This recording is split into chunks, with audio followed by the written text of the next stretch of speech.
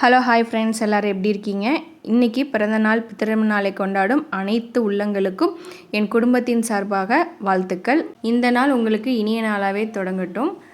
சப்பாத்திக்கு ஏங்க இவ்வளோ சைட் டிஷ் இருக்குது? வெஜிடேரியனில் பண்ணாலும் சப்பாத்திக்கு அவ்வளோ டேஸ்ட்டாக இருக்கும், நான் வெஜிடேரியனில் பண்ணாலும் அவ்வளோ டேஸ்ட்டாக இருக்கும். இந்த சப்பாத்திக்கு மட்டும் எவனை சைட் டிஷ்ஷை வச்சாலும் அவ்வளோ டேஸ்ட்டாக சூப்பராக இருக்கும். இன்றைக்கி பன்னீரை வச்சு ஒரு சூப்பரான சைட் டிஷ் ஒன்று பார்த்துருவோமா? ரொம்ப டேஸ்ட்டாக செமையாக இருக்கும். நான் சொல்கிற பொருள்லாம் தனித்தனியாக வறுத்து எடுத்துக்கோங்க.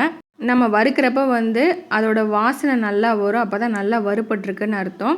2 ஸ்பூன் மல்லியை தனியாக வறுத்து அதை வச்சுக்கோங்க. அப்புறம் பட்டை, கிராம்பு, ஏலக்காய் அதை தனியாக வறுத்து எடுத்துக்கோங்க. அதுக்கப்புறம் 2 ஸ்பூன் ஜீரகம், மிளகு உங்களுக்கு காரத்துக்கு ஏற்ற மாதிரி போட்டுக்கோங்க. அப்புறம் சோம்பு 2 ஸ்பூன் எடுத்து அதை தனியாக வறுத்து வச்சுக்கோங்க. காஞ்ச மிளகாய் உங்களுக்கு தேவைக்கேற்ப போட்டு அதை வறுத்து எல்லாத்தையும் ஆற வச்சு அரைச்சி வச்சுக்கோங்க.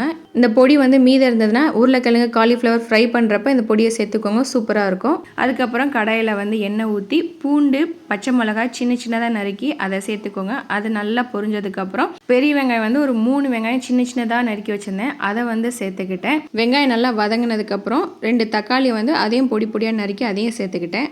இது நல்லா வதங்கினதுக்கப்புறம் மஞ்சத்தூள், உப்பு சேர்த்துக்கிட்டேன். அப்புறம் ஒரே ஒரு பெரிய வெங்காயத்தை மட்டும் பெரிய க்யூப்ஸாக நறுக்கி அதை சேர்த்துக்கிட்டேன். இது ஆப்ஷனல் தான், உங்களுக்கு விருப்பப்பட்டால் சேர்த்துக்கோங்க. ஏன்னா அந்த பன்னீரோட அந்த வெங்காயம் அதெல்லாம் சேர்ந்து சாப்பிட்றப்போ சூப்பராக இருக்கும்.